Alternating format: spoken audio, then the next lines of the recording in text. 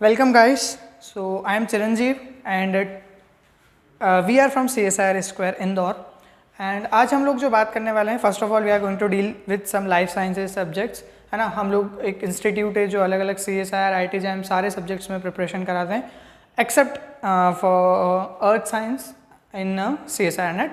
Other 4 subjects we deal with, but I am particularly concerned with life sciences, है ना. So today the concept which we are going to deal with is related to something very interesting thing and it is enzyme, right? So enzyme एक ऐसा term है जिसको हमने कई बार सुना है, मतलब we have heard numerous n numbers of times from our 10th और 11th और 9th I must say. Cell के चैप्टर में भी कहीं ना कहीं छोटा मोटा एंजाइम नाम आ ही जाता है. तो एंजाइम एक बहुत ऐसी टर्म नहीं है जो आपको बिल्कुल अनफेमिलियर हो आप, पहली चीज़. दूसरी चीज़, एंजाइम जो है उसको बहुत डिटेल में डिस्कस करेंगे हम लोग. और आज का जो मेरा लेक्चर है ये इट इज़ फर्स्ट पार्ट और I think I be taking around 3 to 4 parts to complete this particular topic including question here. So when we talk about enzyme, so this is a mind map that you can also draw. मतलब आप इसको copy paste कर सकते हो अपनी copy में और a notebook which you say. So when we talk about enzyme it is a smiling face and the first and foremost thing is it is a biocatalyst. ठीक है, AKA मतलब also known as biocatalyst. What is the meaning of biocatalyst then? Something which is living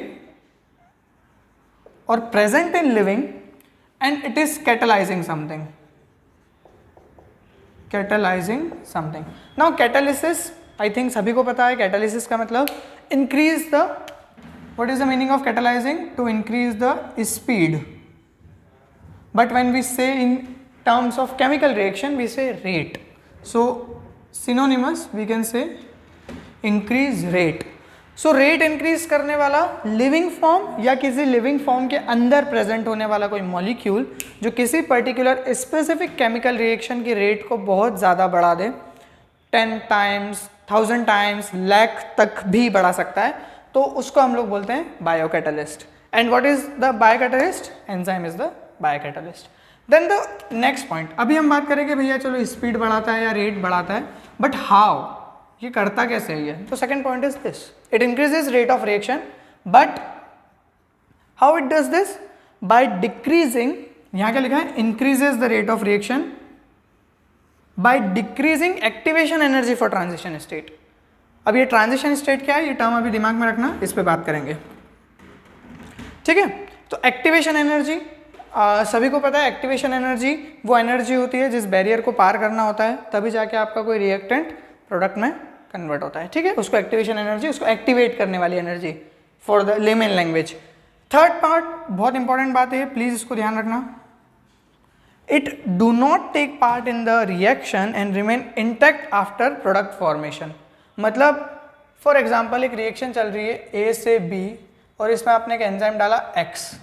अब X enzyme आपने इसमें डाला और इसने इस रिएक्शन को कैटालाइसिस कर दिया. B बनाने के बाद ये X वापस निकल जाएगा, ये इसमें पार्ट मिलेगा.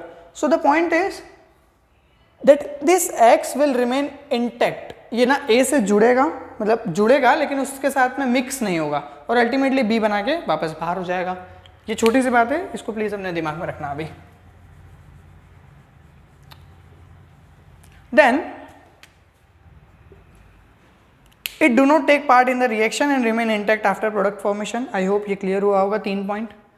Then we talk about the fourth one, which is, this should be the fourth one. Do not shift equilibrium constant. Now what is equilibrium constant? Equilibrium constant का मतलब ये हो सकता है कि कोई particular point जहाँ पे आपको पता है कि हाँ भैया सबस्ट्रेट और प्रोडक्ट जो है वो इक्विलिब्रियम में है ना. ना ज़्यादा सबस्ट्रेट का लेवल है, ना कंसंट्रेशन बोलना ज़्यादा सही रहेगा, ना सबस्ट्रेट का कंसंट्रेशन ज़्यादा है, ना प्रोडक्ट का कंसंट्रेशन ज़्यादा है, तो उसको बोला जाता है इक्विलिब्रियम कांस्टेंट. तो enzyme will reach fast for the equilibrium but it will not change the equilibrium constant. ऐसा नहीं होगा कि जैसे आपने सबस्ट्रेट में एंजाइम डाला झटके से सारे प्रोडक्ट बन गए. नो, जितना टाइम सबस्ट्रेट को एंजाइम प्रोडक्ट में कन्वर्ट होने को लगता है उस टाइम को हम लोग कम कर सकते हैं एंजाइम की मदद से, बट ऐसा बिल्कुल नहीं कर सकते हैं कि वो इक्विलिब्रियम कांस्टेंट ही चेंज हो जाए. ठीक है, this was the fourth thing. Fifth point which is about the non proteinaceous part of enzyme. अभी 6 पॉइंट में हम लोग यही बात करने वाले हैं, why protein I am saying about. So the 3 things which is required for the enzymes is cofactors, coenzymes and prosthetic group. When I say cofactors is something like which is metal ion, for example copper, right? Copper is required for catalase. Catalase is an enzyme. Like for potassium is required for pyruvate kinase. Like nickel is required for urease. So there are any number of enzymes and n numbers of cofactors as well. तो cofactors, दूसरी बात होती है coenzymes. Coenzymes का मतलब होता है कि वो भी नॉन प्रोटीनिशियस ही होगा बट वो विटामिन डेरिवेटिव होगा, है ना. जैसे थायामीन, तो थायामीन का जो टीपीपी हो गया, थायामीन पायरोफॉस्फेट, ये थायामीन का डेरिवेटिव हो गया, है ना. ऐसे पायरोडॉक्सिन है तो पायरोडॉक्सिल फॉस्फेट हो गया. तो इस तरह से अलग अलग हो जाता है आपका कोएंजाइम. लास्ट आता है प्रोस्थेटिक ग्रुप. प्रोस्थेटिक ग्रुप जैसे कि आपको पता है एटीपी किसके लिए होता है, जैसे फॉर एग्जांपल हेक्सोकाइनेस, ग्लाइकोलाइसिस के इसमें पढ़ा होगा आपने, हेक्सोकाइनेस या ग्लूकोकाइनेस के नाम से पढ़ा होगा. उसमें एटीपी एंड मैग्नीशियम, ये दोनों इंपॉर्टेंट है. तो मैग्नीशियम क्या है यहाँ पे, कोफैक्टर, और एटीपी क्या है आपका, प्रोस्थेटिक ग्रुप. तो prosthetic group are tightly bound groups with the enzyme. But be remember, अपने दिमाग में रखो ये बात कि ये तीनों चीजें नॉन प्रोटीनिशियस है, ठीक है. अब ये तो हो गई बात, बेसिक बात हो गई. लास्ट पॉइंट जो यहाँ पे बचा है 6 नंबर का, वो पॉइंट क्या है आपका, sorry it is prosthetic group. The last point is this, mostly proteins, enzymes जो होते हैं वो मोस्टली प्रोटीन्स होते हैं, but ribozyme and abzymes are also present. Now what is ribozyme, RNA having catalytic activity. Example सबको पता है ना, अमीनो एसिड टीआरएनए सिंथेज वगैरह जो एंजाइम्स होते हैं, अपना राइबोजाइम होता है ना, सब यूनिट जो लार्ज सब यूनिट होती है, अमीनो एसाइलेशन वगैरह ट्रांसलेशन में पढ़ोगे ये. तो आरएनए भी होता है जो एंजाइम की तरह काम कर सकता है, आई मीन बायो कैटालिसिस कर सकता है, और उसका एग्जाम्पल अभी हमने देखा. तो आरएनए राइबोजाइम होगा. Abzyme, if some antibody can act as an enzyme, like I should say not enzyme, but if an antibody can catalyze some reaction and speed it up at a very fast rate, तो आप उसको बोल दोगे क्या, एब्जाइम. तो ये basic बात थी एक एंजाइम के क्लासेस तो नहीं बोलेंगे, इंट्रोडक्शन को लेके, और उसके कुछ सम ऑफ द प्रॉपर्टीज इसको अच्छे से कर लीजिए. इंट्रोडक्शन के लिए इतना काफ़ी है, that what is enzyme and how it deals with the reaction. अब हम लोग थोड़ी सी बात करेंगे कि एंजाइम काम कैसे करता है. So I hope you got the point. इसको लिख लेना, it will be good for you.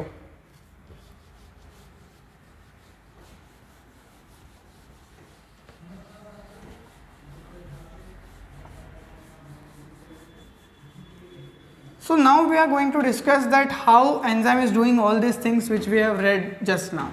है ना, मतलब कैसे वो किसी रिएक्शन को इतना स्पीड दे सकता है, और फेवरेबल क्या है, नॉन फेवरेबल क्या है, स्पेसिफिसिटी कैसे काम करती है, और क्या एक ही एंजाइम सारी केमिकल रिएक्शंस में काम कर सकता है क्या, और क्यों नहीं कर सकता, वो सारी चीज़ें, ठीक है.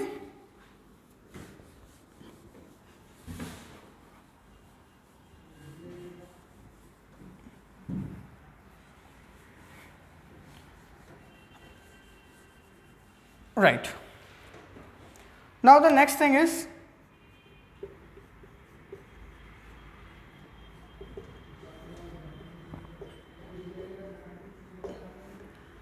How enzyme works.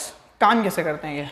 देखो, काम सीखने से पहले, that how they do something, you have to understand one important concept. ये एनसीईआरटी में भी बना हुआ है आपके, और ऑलमोस्ट सारी किताबों में मिल जाएगा जहाँ पे भी आप एंजाइम पढ़ोगे. Suppose this is energy and this is reaction progress, ठीक है. Now if substrate is placed over here, means the energy of substrate is this level. Then now listen very carefully, if substrate is here and it is placed over here, the product should always be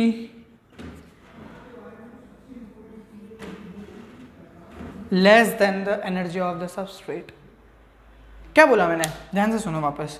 अगर substrate की energy यहाँ है तो product की energy हमेशा substrate से कम होना चाहिए। देख सकते हो आप, कम है।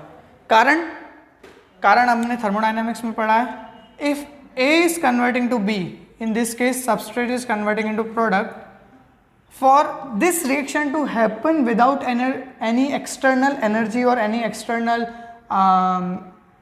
force, I might say, यहाँ पे मैं कोई भी E नहीं दे रहा हूँ, कोई एनर्जी बाहर से नहीं सप्लाई कर रहा हूँ, और साइमल्टेनियसली ये हो जाए, जिसको आप बोलते हो स्पॉन्टेनियस प्रोसेस या spontaneous reaction, and for that delta G should be negative. So delta G should be negative से मेरा मतलब क्या है कि जब ये सबस्ट्रेट से प्रोडक्ट में कन्वर्ट हो, there should be delta G negative, मतलब कुछ एनर्जी जो है वो लिबरेट होना चाहिए। और वो लिबरेट कब होगी, जब सबस्ट्रेट के अंदर ज़्यादा एनर्जी होगी और प्रोडक्ट के अंदर थोड़ी उससे कम एनर्जी होगी। ठीक है, बट यहाँ पे एक बहुत इंपॉर्टेंट बात समझने वाली है, ये तो आधा कॉन्सेप्ट है। अगर ऐसा A टू B जिसका डेल्टा जी नेगेटिव है, अगर खुद से ही चलने लग जाएगी तो फिर तो कुछ भी नहीं बचेगा ना संसार में, कुछ स्टेबल रहेगा ही नहीं। हर चीज़ सबस्ट्रेट से प्रोडक्ट में बन रही है और हर प्रोडक्ट इज अ सबस्ट्रेट, किसी ना किसी दूसरे रिएक्शन का सबस्ट्रेट होगा वो, फिर वो किसी और चीज़ में बदल जाएगा। कहने का मतलब है कि stability will never be attend,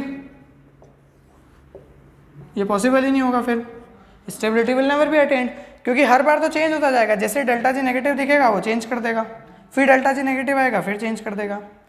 so to inhibit this automatic और I should say conventional spontaneous conversion, एक बहुत इंपॉर्टेंट बात होती है जिसको बोला जाता है energy barrier. What is this? This is activation energy.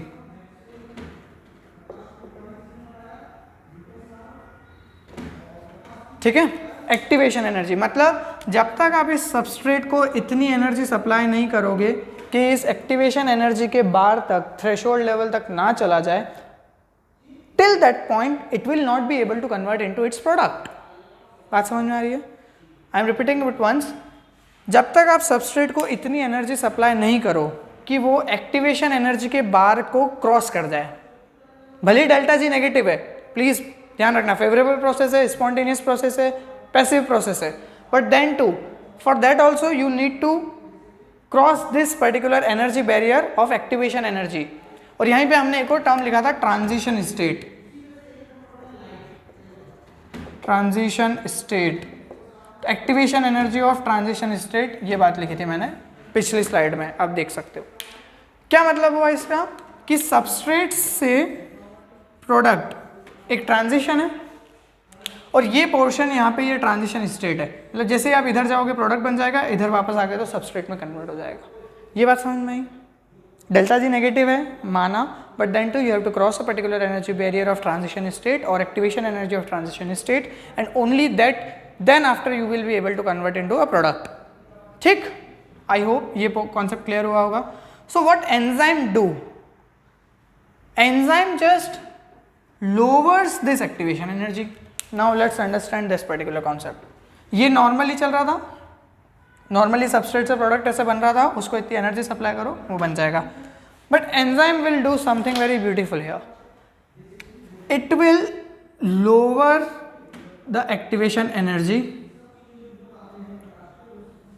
And now just like this. So the red one is enzyme catalyzed reaction, the blue one is enzyme uncatalyzed reaction. Please bear in mind, in both the graphs there is energy barrier of transition state or activation energy, then only product is being converted. Either in presence of enzyme or absence of enzyme, you have to cross that particular threshold of energy barrier. Okay, so this is about the basic working of enzyme. Please थोड़ा सा ध्यान रखिए, delta G negative होना बहुत ज़रूरी है। Positive delta G वाली reactions में बहुत ज़्यादा दिक्कतें आती है। ठीक है, नॉन स्पॉन्टेनियस और अनफेवरेबल रिएक्शंस होती है। सो एक्टिव जिसको आप बोलते हो, एक्टिव प्रोसेस और एटीपी यूज़ करना, वो सारी बातें, but that's a totally different topic, तो हम उस पर नहीं जाएंगे। So this is a basic concept of how how enzyme works, how it converts some substrate into its product. By lowering the energy of transition state or activation energy of transition state, ठीक है। तो वो energy bar को थोड़ा कम कर देता है, तो इजीली चला जाता है। नाउ काइनेटिक्स को समझने से पहले मुझे थोड़ा सा केमिकल काइनेटिक्स के बारे में आपसे बात करना है। Why? Because without that particular basic concept you will not be able to understand that crux which I want to deliver. This is about how enzyme works. I hope graph से clear हुआ होगा। Suppose here is a which is anything reactant and that is converted into B. Easy. Now this particular reaction must have some rate, ठीक है, rate होगा इसका कुछ A to B convert और कुछ स्पीड होगी ना, इतने सेकंड्स में हो रही है, इतने मिनट्स में हो रही है, इतने आवर्स में हो रही है। रेट जो होता है, रेट का एक रेट कांस्टेंट होता है जिसको बोला जाता है K, and this rate constant is multiplied with the concentration of reactant. इस चीज़ को थोड़ा सा ध्यान रखेंगे आप, क्योंकि इससे मैं आपको माइकलिस मेंटेन इक्वेशन डिराइव करना सिखाऊंगा। Rate is equals to rate constant multiply concentration of substrate or a reactant. In case of enzyme it will be substrate always, reactant बोलने की जरूरत नहीं है। तो rate is what? K multiplied by A। This is the rate. इतनी बात समझ में आई? K is a rate constant. इसको लिखना चाहो तो लिख लो भले ही, that K is a rate constant and this is concentration of initial reactant. ठीक है, ये बेसिक से बात हुई। ये बेसिक से काइनेटिक्स का, इससे अपने को ज़्यादा कुछ समझना नहीं है। बट बहुत इंपॉर्टेंट रिएक्शन जो अब आने वाली है, जो एंजाइम्स में मेनली फंक्शन करती है, वो कैसा होता है? Enzyme it bounds with substrate, then it will form an enzyme substrate complex, and this enzyme substrate complex will ultimately dissociate into enzyme plus product. You can see that I have written enzyme in all the three formation and dissociation because enzyme is intact. जैसा डाला था वैसे ही वापस से, जैसा आपने reaction system में दिया था वैसे ही आपको कंप्लीट रिएक्शन होने के बाद में मिल जाएगा। तो ultimately intact enzyme will be coming out after the formation of product, so that's why E will be here. ठीक है, तो ये बेसिक सी बात है, इस चीज़ को थोड़ा सा अपन ध्यान रखेंगे। और ये जो एरोज का खेल है, इसके लिए थोड़ा सा समय दीजिए, मैं समझाऊंगा ये एरो रिवर्सिबल इरिवर्सिबल वाला, क्योंकि मुझे लगता है कि काफ़ी लोगों को लगा होगा कि उसमें कुछ गलती है, बट क्या है, just give me 10 minutes. So this is the reaction that we are going to follow for the kinetics of the enzyme. I hope this must be clear. Now let's move on to the next thing, which is actual kinetics and how rate and all these things happen.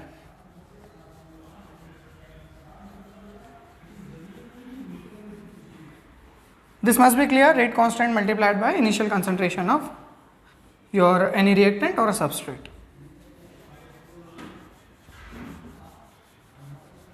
Now let's get it clear.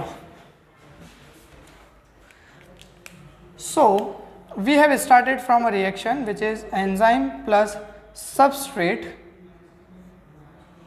enzyme substrate complex ultimately convert into enzyme plus product. If you see, actually there are two reactions going on, first reaction and second reaction. See here, first reaction में क्या हो रहा है? Complex बन रहा है। दूसरे reaction में क्या हो रहा है? कॉम्प्लेक्स डिसोसिएट हो रहा है। तो एसोसिएशन एंड डिसोसिएशन और फॉर्मेशन एंड डिसोसिएशन दो तरह की रिएक्शन हो रही है ना। तो मैं ये कह सकता हूँ कि यहाँ दो रेट्स हैं, एक फर्स्ट एक सेकंड, नहीं क्या? बिल्कुल, दो रेट कांस्टेंट हो गए हमारे पास, एक पहला हो गया एक दूसरा हो गया। तो if I want to write rate 1, what I will write? K1, क्योंकि रेट 1 है मतलब कांस्टेंट भी 1 होगा, मल्टीप्लाइड बाय, अब देखो यहाँ पे दो सबस्ट्रेट है, तो enzyme concentration substrate concentration, first rate इस पर्टिकुलर रिएक्शन के लिए। For second reaction rate 2 will be K2 Now here is a single substrate, either it is in complex form but the concentration will be like this only, क्योंकि concentration तो complex के form में measure होगा. तो दो rates हमारे पास आई, rate 1 which is K1 multiplied by E multiplied by S which is obviously concentration, and rate 2. I hope this must be clear, right? Any doubt over this? आसान है, कुछ भी करने की जरूरत नहीं है. अब यहाँ पे एक बहुत इंपॉर्टेंट डाउट आता है, मतलब आपके मन में भी आया होगा कि सर आप इतनी देर से रेट चिल्ला रहे हो, रेट मतलब होता क्या है? एक्चुअली अगर बहुत आसान शब्दों में कहा जाए तो रेट का मतलब होता है speed, speed of the reaction. Now बहुत ध्यान से समझना है इस चीज़ को. एक रेट यहाँ पे है, एक रेट यहाँ पे है. अब यहाँ पे जो रेट है, स्पीड को हम किसके फॉर्म में डिनोट करते हैं? वी के फॉर्म में. वी मतलब वेलोसिटी भी होता है, आई नो. सो वी के फॉर्म में डिनोट करते हैं. Now if I want to increase the rate, what I have to do? I have to increase the V, I mean speed actually. And if I want to increase the speed, what I want to increase? Rate. Now for increasing V, I have either I can increase the concentration of substrate. See here, first rate will increase, ultimately whole the react weight rate will increase. Or the next thing I can do, I can increase the concentration of enzyme. ठीक है, rate increase करना है, means speed कैसे increase होगा? Rate मतलब speed of the reaction. I think यार लिख देता हूँ मैं इस चीज़ को, आप भूलोगे वरना बाद में. Speed of reaction. So ultimately rate increase करना मतलब वी को इंक्रीज करना है, और वी को इंक्रीज करने के लिए दो ऑप्शन है आपके पास. या तो आप सबस्ट्रेट की कंसंट्रेशन को बढ़ाओ या फिर आप एंजाइम की कंसंट्रेशन को बढ़ाओ. याद रखना दोनों जगह कंसंट्रेशन है, डायरेक्ट मत बोलना सबस्ट्रेट बढ़ा दो. कैसे बढ़ाओगे? कंसंट्रेशन ऑफ सबस्ट्रेट बढ़ाना है. ठीक है, ये बेसिक सी बात है. I hope this must be clear about कि कौन सी रेट है. प्लीज़ इस चीज़ का थोड़ा सा ध्यान रखना क्योंकि आगे ये बहुत काम आने वाला है. K1 ये कैसे निकाला हम लोगों ने, रेट कैसे निकाला है, ये थोड़ा सा इंपॉर्टेंट हो जाता है.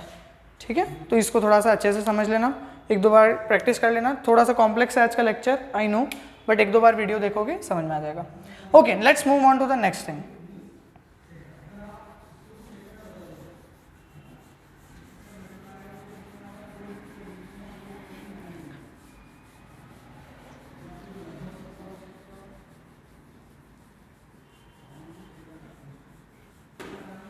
सो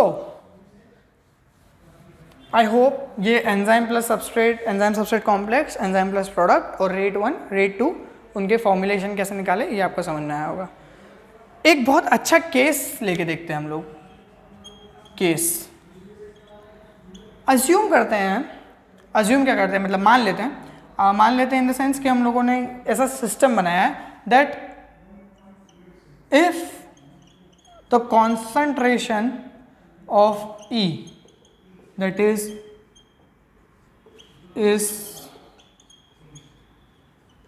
constant. ठीक है, अब ये फिनोमेना कहाँ देखने को मिलता है?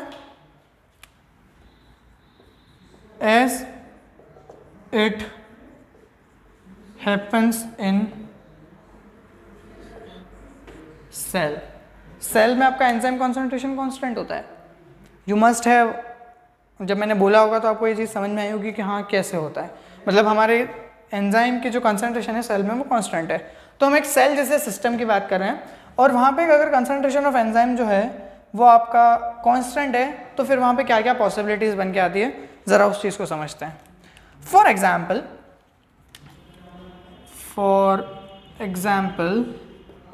I have 6 enzymes. Let's say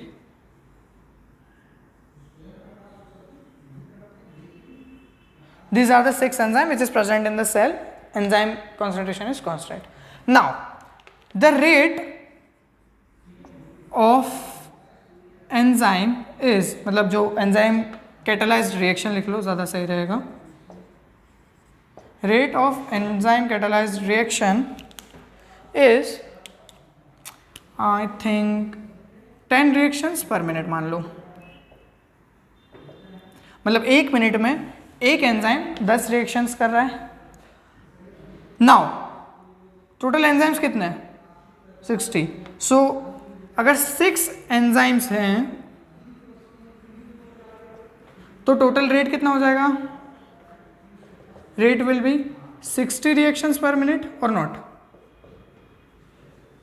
यही होगा, क्योंकि एक एंजाइम जो है वो 10 रिएक्शन पर मिनट कर रहा है, लेकिन हमारे सेल में तो 6 एंजाइम है, तो ये 6 एंजाइम्स क्या करेंगे? 60 रिएक्शन पर मिनट को क्या करेंगे? कैटालाइज करेंगे। इससे ज़्यादा नहीं कर पाएंगे, मतलब 60 रिएक्शंस पर मिनट से ज़्यादा पॉसिबल नहीं है इस पर्टिकुलर सेल के लिए सबस्ट्रेट को यूटिलाइज करना। अब बहुत इंपॉर्टेंट बात आने वाली, थोड़ा ध्यान से समझना। तो अगर मैं बोल रहा हूं कि भैया ये 60 रिएक्शन से ज़्यादा इसको नहीं कर पाएंगे कैटालाइज, तो यहाँ से एक बहुत खूबसूरत टर्म निकल के आती है और उसका नाम है, वेयर आई शुड राइट, यहाँ लिख देता हूँ, 60 रिएक्शंस पर मिनट, ये हाईएस्ट है इनका, है ना, 6 एंजाइम्स इस सेल में। इस चीज को कहा जाता है Vmax। What is Vmax? Maximum rate that any reaction system having constant concentration of enzyme can attain, मतलब हाईएस्ट वेलोसिटी या highest speed of the catalysis reaction, जिसके ऊपर कैटालिसिस पॉसिबल नहीं है, उसको हम लोग बोलते हैं Vmax। समझ में आया कॉन्सेप्ट? चलो एक एग्जांपल से और समझाता हूँ इसी कॉन्सेप्ट को, Vmax वाले को या एंजाइम कंसंट्रेशन का। सपोज एक लॉन्ड्री है ना, मतलब धोबी जहाँ पे काम करते हैं, लॉन्ड्री, आई होप पता होगा सभी को। और लॉन्ड्री में 6 वर्कर्स आर देयर, जानबूझ के 6 ले रहा हूँ ताकि आपको रिलेट करने में आसानी रहे। 6 वर्कर है, एक वर्कर जो है वो 1 आवर में 10 क्लोथ्स को आयरन करता है, तो 6 वर्कर पर आवर कितने करेंगे? 60 clothes. Is it or not? एक वर्कर 1 घंटे में 10 कपड़े, तो 6 वर्कर 1 घंटे में 60 कपड़े, है ना, तो 60 कपड़े। लेकिन अगर मान लो लॉन्ड्री में 500 कपड़े हैं, है ना, और ये कांस्टेंट है, वर्कर 6 ही है, मैंने पहले बोला एंजाइम इज कांस्टेंट, मतलब वर्कर हमारे उतने ही है, और वो 10 से ज़्यादा कपड़े भी नहीं कर सकते हैं। ऐसा नहीं है कि वो 20 कपड़े चालू कर देंगे, ऐसे पाप काट दिया, फटाफट फटाफट कर दिया, सल है कहीं पे ऐसे ही छोड़ दिया, ऐसा नहीं, प्रॉपरली काम करेंगे। तो मान लो 500 क्लोथ्स है, तो ऐसा तो नहीं होगा कि एक वर्कर जो होगा वो अब 15 क्लॉथ्स करने लग जाएगा। इट इज़ इम्पॉसिबल, क्योंकि उसकी कैपेसिटी हाईएस्ट है भैया, 10 से ज़्यादा नहीं होगा 1 घंटे में। तो अगर यहाँ पे कपड़े 500 हो जाते हैं, तो सारे के सारे 6 के 6 वर्कर जो होंगे वो काम पे लग जाएंगे। ध्यान से समझना इस चीज़ को, अगर कपड़े 500 हैं मतलब सबस्ट्रेट बहुत ज़्यादा है, तो सारे के सारे एंजाइम्स जो होंगे वो रिएक्शन करना स्टार्ट कर देंगे, प्रोडक्ट में कन्वर्जन करना स्टार्ट कर देंगे। और जब वो ऐसा करेंगे कि सारे के सारे ही वर्कर कपड़ा प्रेस कर रहे हैं या सारे एंजाइम्स आपका प्रोडक्ट बना रहे हैं, तो वो सैचुरेट हो जाएंगे। ठीक है, आई बात समझ में? सो इफ, यहां पे एक बहुत अच्छी लाइन लिख देता हूं मैं, at very high substrate concentration enzyme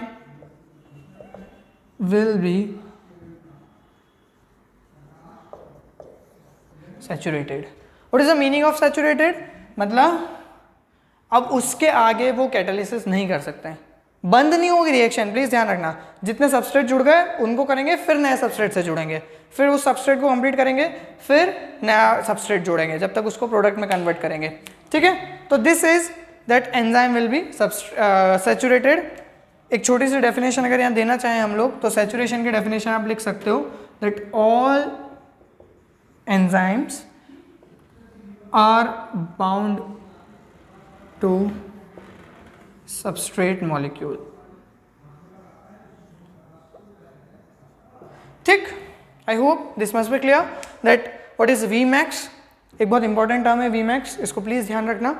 I hope समझ में आया होगा कि तो highest rate which can an enzyme reaction system can attain, but the case is that enzyme number should be constant. और एक और बात मैं यहीं पे क्लियर कर देना चाहूँगा कि जब भी आप एंजाइम काइनेटिक्स पढ़ो आप मान के चलो कि रिएक्शन सिस्टम में एंजाइम नंबर इज कांस्टेंट. अगर नहीं मानोगे तो आप कभी समझ नहीं पाओगे इस चीज़ को. So you should assume that the number of enzymes in this particular system which we are studying is constant. So this is about the laundry. If you can relate it out, यहाँ पे ये क्या है, substrate concentration बहुत ज़्यादा है. अगर 40 कपड़े होंगे तो 2 वर्कर खाली बैठेंगे, मतलब 2 एंजाइम खाली बैठेंगे और 4 वर्कर अपना अपना काम करेंगे. इस तरीके से चलता रहता है. चलो, so this is about it. V max क्या होगा, इसको थोड़ा सा ग्राफ से मैं समझाने की कोशिश करता हूँ. I hope this must has been clear. अगर कोई भी डाउट आता है तो प्लीज़ कॉमेंट सेक्शन में आप लिख दीजिएगा. Don't be hesitate about it.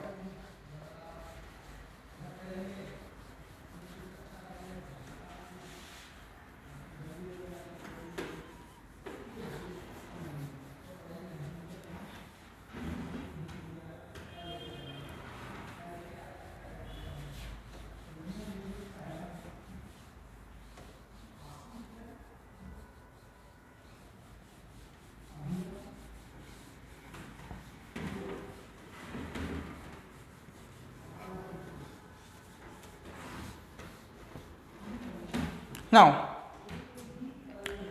let's understand one graph. I am damn sure कि आपने ये ग्राफ देखा होगा पहले.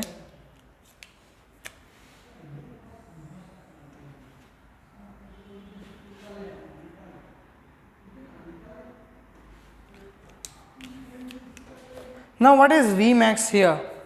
ठीक है, Vmax मतलब जहाँ पे कोई भी और सबस्ट्रेट का कन्वर्जन प्रोडक्ट में पॉसिबल नहीं है. This is Vmax. ठीक, ये क्या है, reaction rate which is V on y axis and x axis पे हो जाएगा आपका सबस्ट्रेट कॉन्सेंट्रेशन का ब्रैकेट. सो जैसे जैसे आप कॉन्सेंट्रेशन बढ़ाते जाओगे, पहले तो एकदम से रेट बहुत तेज बढ़ेगा, मतलब एंजाइम्स खाली बैठे होंगे, फटाफट से वो सबस्ट्रेट को जोड़ लेंगे. लेकिन जैसे ही बहुत हायर सबस्ट्रेट कॉन्सेंट्रेशन आएगा, एंजाइम की जो स्पीड होगी रेट को कैटालाइज करने की, वो क्या होगी, इक्विलिब्रियम में चली जाएगी. तो ये इक्विलिब्रियम पॉइंट है और ये हो गया Vmax. मतलब इसके ऊपर अब कैटालिसिस की रेट नहीं बढ़ेगी, उसी स्पीड पे काम चलता रहेगा जब तक उसको सबस्ट्रेट मिलता रहेगा. So at very high concentration, please इस चीज को नोट डाउन कर लेना, at very high substrate concentration Vmax still be operating. ठीक है, तो भले ही आप कितना भी सबस्ट्रेट दे दो, बट Vmax को आप एक्सक्लूड नहीं कर सकते, उसको स्किप नहीं कर सकते. Vmax स्टिल भी ऑपरेटिंग, Vmax होगा ही होगा वहाँ पे. ठीक है, I hope this must have been clear. मतलब अब बहुत ज़्यादा टफ तो नहीं है, बट हाँ अच्छा लेक्चर है, थोड़ा सा कॉन्सेप्चुअल है, तो प्लीज़ एक एक चीज़ को समझ के रखना. Vmax कैसे बनाया हम लोगों ने, पहले सबस्ट्रेट जो था वो बिल्कुल नहीं था, 0 पे था, रेट भी 0 पे थी. फिर एंजाइम के साथ उसको एंजाइम को सबस्ट्रेट मिला, उसने कैटालिसिस शुरू किया, रेट को कैटालाइज करना स्टार्ट किया, करते करते करते करते एक पॉइंट आया जहाँ पे कैटालाइजेशन बिल्कुल स्टेबल हो गया, इक्विलिब्रियम में आ गया, अब फिर वो बढ़ेगा नहीं आगे. ठीक, so now the next thing is some assumptions for understanding Michaelis-Menten equation and the actual kinetics of this. ये अभी तक तो ऐसा इंट्रोडक्शन चल रहा है, रिव्यू कह सकते हो आपके एंजाइम कैसे काम करता है. ये थोड़ा सा मैंने Michaelis-Menten इक्वेशन को यहाँ पे टच किया है Vmax के बारे में एक्सप्लेन करके. But before understanding the actual kinetics of Michaelis-Menten, let's assume some 1 or 2 things. First assumption, पहला assumption हम ये मान के चलते हैं that our solutions behave as a ideal solution. ठीक है, क्या मतलब हुआ इसका, समझना इस चीज़ को. एंजाइम बस substrate converting into enzyme substrate complex and ultimately giving product. But जब मैं बोल रहा हूँ कि आइडियल सॉल्यूशन है, मतलब वो रॉल्स आपका लॉ फॉलो करेगा, रॉल्स लॉ वगैरह. द पॉइंट इज कि मैं यहाँ पे 2 रिएक्शन समझ सकता हूँ. जैसा मैंने शुरू में कहा था, एक ये रिएक्शन और एक ये रिएक्शन। तो मैं ये बोलना चाह रहा हूँ कि भैया फर्स्ट रिएक्शन जो है और जो सेकंड रिएक्शन है, इसका जो कॉन्सेंट्रेशन है वो एक दोनों के बराबर है। बस पहली चीज़ का मतलब यही है, हम ये मान के चल रहे हैं that concentration of enzyme substrate complex and enzyme plus substrate and enzyme plus product is equal। तो आइडियल सॉल्यूशन की तरह बिहेव कर रहा है, पहली चीज़ अपन ने ये सोची है ना। और इसी से हमने दो रिएक्शन बना ली, इस पर्टिकुलर रिएक्शन को दो टुकड़ों में तोड़ दिया, क्योंकि हम मान के चल रहे हैं कि आइडियल सॉल्यूशन है।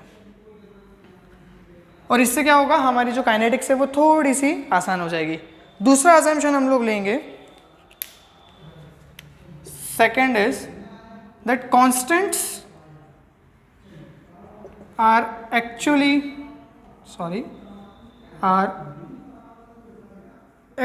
constant। क्या मतलब हुआ इसका, कॉन्स्टेंट्स आर एक्चुअली कांस्टेंट। अब देखो दो कॉन्स्टेंट्स हैं हमारे पास, एक तो मैंने अभी बताया था, what is substrate of concentration of enzyme. Laundry के 6 वर्कर कांस्टेंट है, 6 ही है वो। तो सबसे पहला कि भैया हमारा जो रिएक्शन सिस्टम है उसके अंदर नंबर ऑफ एंजाइम्स कांस्टेंट है। पहली बात तो ये आपको मान के चलनी है, मतलब कि जो डिग्रेडेशन होता है सेल के अंदर या ट्रांसलेशन के थ्रू आप जो प्रोटीन सिंथेसिस करते हो, ट्रांसलेशन प्रोटीन सिंथेसिस, इस चीज़ को हम कंसिडर नहीं कर रहे हैं, क्योंकि प्रोटीन सिंथेसिस होगा तो एंजाइम का कंसंट्रेशन ज़्यादा होगा, डिग्रेडेशन होगा तो कम होता जाएगा। But we are not considering this factors as of now. और एक जो हमारी दूसरी चीज़ होती है जो कि कांस्टेंट है, वो क्या है, rate constant. And rate constant भी इन्वायरमेंटल फैक्टर से अफेक्ट होता है, बट हम यहाँ पे मान के चल रहे हैं कि अभी वो इन्वायरमेंटल फैक्टर्स से भी अफेक्ट नहीं हो रहा है और कांस्टेंट है। Means our constants are actually constant. And the last assumption is, which is very important, that conversion of substrate into product, ध्यान से सुनना इस चीज को, conversion of substrate into product without enzyme help is negligible।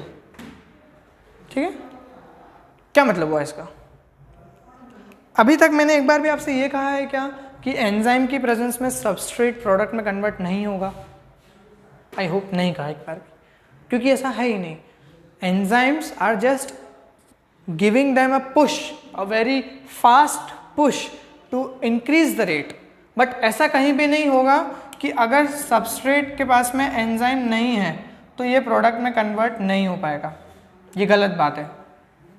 Substrate can convert into product without the help of enzyme as well. But हाँ, ये बात सही है कि जैसे मान लो इसको होने में 10 मिनट लगेंगे खुद से, तो एंजाइम जो होगा वो इसको 10 सेकंड में ही कर देगा। बस इतना ही फर्क है। सो हम ये मान के चलते हैं थर्ड अजम्पशन में that the conversion of substrate into product without the help of enzyme is negligible. मतलब हमारा जो रिएक्शन सिस्टम है जिस पर हम काइनेटिक्स पढ़ने वाले हैं उसमें ये 3 चीज़ें हैं। पहली चीज़, solution are behaving ideally so that we can convert the actual reaction into two different reactions. Second is constants are actually constant like E, degradation और protein synthesis से उसमें कोई ज़्यादा impact नहीं आ रहा है, और K which is rate constant and it is also not impacted by environmental factors. And the last and the most important is that substrate to product conversion without the help of enzyme is negligible. तो हम मान के चलेंगे कि जितना भी product बन रहा है वो सब एंजाइम से ही बन रहा है ना, खुद से जो बन रहा है वो हम लोग नेग्लिजिबल करके चलेंगे। आई होप कि ये चीज़ आपको क्लियर हुई होगी। सो अभी तक हम लोगों ने क्या क्या पढ़ लिया? हम लोगों ने पढ़ लिया एंजाइम का इंट्रोडक्शन, है ना, माइंड मैप देखा था हम लोगों ने, उसमें 6 कॉन्सेप्ट्स के बारे में, छोटे छोटे कॉन्सेप्ट्स, छोटी छोटी बातें करी थी। देन हम लोगों ने बात करी एंजाइम वर्क कैसे करता है, उसमें हमने ग्राफ देखा था, enzyme catalysed reaction, enzyme uncatalysed reaction, delta G negative कैसे काम कर रहा है, और एक्टिवेशन एनर्जी क्या होती है, ट्रांजिशन एनर्जी। देन हम लोगों ने बात करी कि काइनेटिक्स के बेसिक्स क्या होती है, रेट क्या होती है ना। देन K1 K2 कैसे काम कर रहा है ना, एंजाइम का कॉन्सेंट्रेशन, सबस्ट्रेट का कॉन्सेंट्रेशन, ये सारी बातें। और अल्टीमेटली लास्ट में हम लोगों ने देखा कि अजम्पशंस क्या क्या हैं। Now then in next lecture I am going to give you the introduction of Michaelis-Menten, no introduction तो आज ही हो जाएगा, derivation of Michaelis-Menten के V0 is equals to Vm, जो आपका Vm S upon Km plus S जो होता है वो कैसे निकलता है। आज जो मुझे बहुत इंपॉर्टेंट कॉन्सेप्ट पे बात करना है वो है स्टेडी स्टेट अजम्पशन, और यहीं से आपकी Michaelis-Menten का कॉन्सेप्ट शुरू होता है।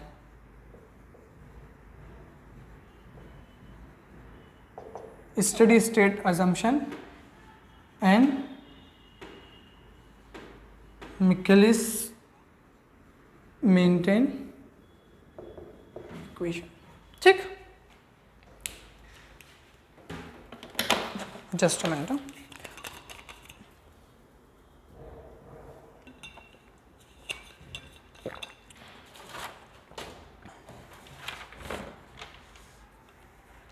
Now for understanding this concept of steady state assumption and Michaelis-Menten, अभी तक हम लोगों ने जो जो चीज़ें समझी है उसको मैं थोड़ा सा यहाँ पे ब्रीफली बता देता हूँ। एंजाइम मेक्स रिएक्शन फास्टर, ये एक छोटी सी बात हम लोगों ने समझी थी। फिर एक कॉन्सेप्ट हमने समझा था E+P, ये कॉन्सेप्ट हम लोगों ने समझा था। इसमें हम लोगों ने कहा था ये रेट 1 और ये 2, ये बात करी थी हम लोगों ने। अल्टीमेटली ये सारी कंप्लीट हुआ था और यहाँ से हमने कॉन्सेप्ट निकाला था rate 1 is equals to K1 ES, rate 2 K2 ES। ये रिव्यू हो गया। अभी तक हम लोगों ने जो भी पढ़ा है वो इतना मैं समराइज कर दिया मैंने। अब हमको चलना है स्टेडी स्टेट अजम्पशन पे कि वो कैसे काम करता है। देखो स्टेडी स्टेट अजम्पशन का मतलब क्या होता है, ये कहना चाह रहा है स्टेडी स्टेट अजम्पशन कि भैया जो एंजाइम सबस्ट्रेट कॉम्प्लेक्स है ना,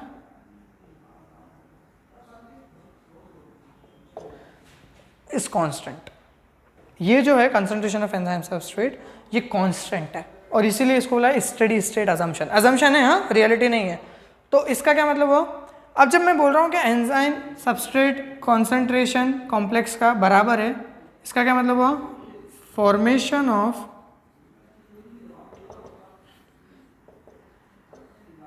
enzyme substrate complex is equals to loss of enzyme substrate. नहीं, क्या ये तो हुआ कि जितना बन रहा है उतना ही खत्म होता जा रहा है, तो जितना बन रहा है उतना ही खत्म होता जा रहा है, तो अल्टीमेटली कांस्टेंट हो गया कि नहीं हो गया concentration. So loss is equals to formation. Now formation तो अपन ने समझ लिया, हाँ भैया ऐसे हो रहा है। अब इस रिएक्शन को ध्यान से समझना, वापस लिख रहा हूं इस रिएक्शन को, बहुत इंपॉर्टेंट है ये, sorry. E+S forming an complex enzyme substrate complex, ultimately it is converting into enzyme plus product। ये बात हो गई। पहला रेट हमने देखा 1, दूसरा रेट हमने देखा 2। बट जब मैं बोल रहा हूँ formation of ES is equals to loss of ES, तो एक चीज़ यहाँ पे आप ध्यान से देख सकते हो कि बैकवर्ड्स भी तो आ रही है रिएक्शन, क्योंकि एनर्जेटिकली फेवरेबल है। डेल्टा जी नेगेटिव, याद आ रहा है ना, मैंने बताया था सबस्ट्रेट तक वो तभी जाएगा जब आप उस थ्रेशोल्ड को क्रॉस कराओगे। तो यहाँ से आ सकता है, तो इसको मैं ले लेता हूँ -1 और इसको मैं ले लेता हूँ -2। नाउ वेरी इंपॉर्टेंट, ये तो सही है, इसमें कोई दिक्कत नहीं है, डेल्टा जी नेगेटिव से वापस वो नीचे गिर गया। But for this -2 because it is thermodynamically favourable, और जब आप एक बार ग्राफ से नीचे उतर गए, यहाँ से इधर आने के बाद में आपको वापस इधर आने के लिए बहुत सारी एनर्जी देना पड़ेगी, ठीक है। तो जब आपको इतनी सारी एनर्जी इस स्लोप पे देना पड़ेगी वापस प्रोडक्ट प्लस एंजाइम से एंजाइम सबस्ट्रेट तक आने के लिए, तो इस रेट को हम लोग क्या करते हैं, नलीफाई कर देते हैं, नेग्लिजिबल मान लेते हैं, या बोल सकते हो कि छोड़ देते हैं, नेग्लेक्ट कर देते हैं। तो नेग्लेक्ट करने के बाद ध्यान से समझना इस चीज़ को, मैं यहाँ पे लिखता हूँ फॉर्मेशन किसकी वजह से हो रहा है, rate 1 plus rate 2 minus rate -2 sorry is equals to loss of किसकी वजह से हो रहा है, रेट -1 प्लस रेट 2 और अभी मैंने आपको बताया कि भैया ये जो -2 वाली रेट है ये हमारे सिस्टम, लिविंग सिस्टम में नेग्लेक्टेड है। क्यों नेग्लेक्टेड है? क्योंकि वो थर्मोडाइनमिकली अनफेवरेबल स्टेट में चला जाता है, इस वजह से बहुत ज़्यादा एनर्जी देना पड़ती है, मतलब डेल्टा जी पॉजिटिव बहुत ज़्यादा हो जाता है वो। तो अल्टीमेटली जो रेट आएगी, rate 1 is equals to rate -1 plus rate 2। Is it or not? पहले देख लो इसको, उसके आगे चलते हैं फिर अपन। अब यहाँ पे एक बहुत अच्छा सी बात, जब मैंने आपको बोला कि भैया आप -2 को छोड़ सकते हो, मतलब क्योंकि उसमें बहुत ज़्यादा एनर्जी देना पड़ रही है, तो ये वाली रिएक्शन होने के चांसेस बहुत कम है। तो जब ये वाली रिएक्शन होने के चांसेस बहुत कम है तो मैं इस एरो को हटा सकता हूँ, और इस एरो को हटा के मैं इस एरो को ऐसे बना सकता हूँ, नहीं क्या?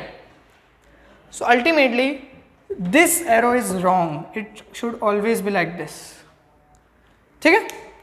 सो अब आप समझ गए होंगे कि भैया अब हम तो ऐसी रिएक्शन पढ़ते हैं सर, आप तो ऐसी फेवरेबल, अनफेवरेबल, रिवर्सिबल बना रहे थे।